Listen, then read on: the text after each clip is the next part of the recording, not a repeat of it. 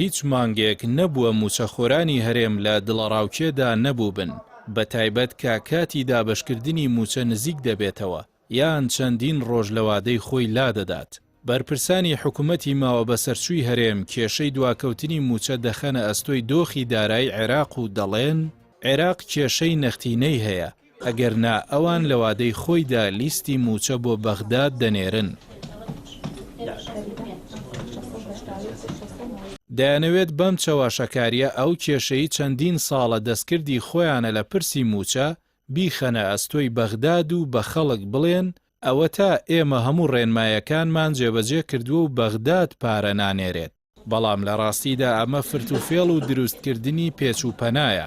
بەتەنیا ئەوە گرنگ نییە لیستی موچە ڕادەستی بەغداد بکەیت، ئەوەی لەوە گرنگترە پاکردنەوەی لیستەکەی لە ناوی دووبارە و بندیوار و ڕادەستکردنی داهاتی ڕاستەقینەی ناوخۆ و چارەسەری کێشەی هەناردەکردنەوەی نەوتە.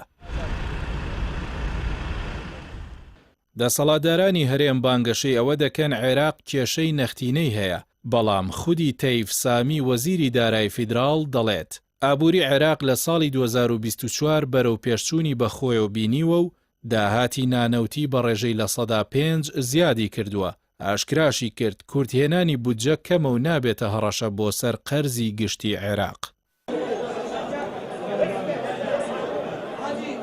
جگە لەمە بەرپرسانی دارایی عێراق ڕەتی دەکەنەوە وڵاتەکە کێشەی نەختینەی هەبێت، چونکەوە تا پرۆسەی دابەشکردنی موچەی فەرمانبەرانی عێراق هەموو مانگێک لە وادەی خۆیدا و بەبێ دواکەوتن بەڕێوە دەچێت. هاوکات ئەحمەد حاجی ڕەشید ئەندامی پێشووی ئەنجومەنی نوێنەرانی عێراق باس لەوە دەکات بەغداد کێشەی نەختینەی نییە و ئەوەی موچەی هەرێمی دواخستووە هۆکار گەلێکی دیکەن. ئەحمەد حاجی ڕەشید لە بەرنامەی ئەمڕۆی پەیامدا وتیشی ئەگەر هەرێم دەیەوێت بەغداد بەردەوام بێت لە ناردنی پارە و موچە، ئەوە پێویستە داهات ڕادەست بکات. ئەو ئەندامی پێشووی ئەنجومەنی نوێنەرانی عێراق ئاماژە بەوە دەکات لە پرسی موچەی هەرێمدا بەرپرسانی حکوومەتی ماوە بەسەرچوو دەهێندەی بەغداد خەتابارن بەهۆی ئەوەی هەرێم پابەندی یاساکان نابێت. تەیف سامیش لە ترسی لێپرسینەوە لیستی موچە واژۆ ناکات، هەر بۆیە مانگانە سوودانی بەو ئەرکە هەڵدەستێت، لە کاتێکدا ئەو کارەش مەترسی گەورە بۆ سەرژیانی سیاسی دروست دەکات. تكوين رؤية عن واقع الخدمات كمقدمة. ئێستا کە هەفتەیەک لە مانگی 5 تێپەڕیوە و هێشتا بەغداد موچەی مانگی 4 هەرێمی نەناردووە، پاش ئەوە دێت کە وەزیری دارایی هەرێم لە کۆتایی ساڵی ڕابردوو ڕایگەیاند کێشەی موچە چارەسەر کراوە و گەیشتوونەتە ڕێکەوتن.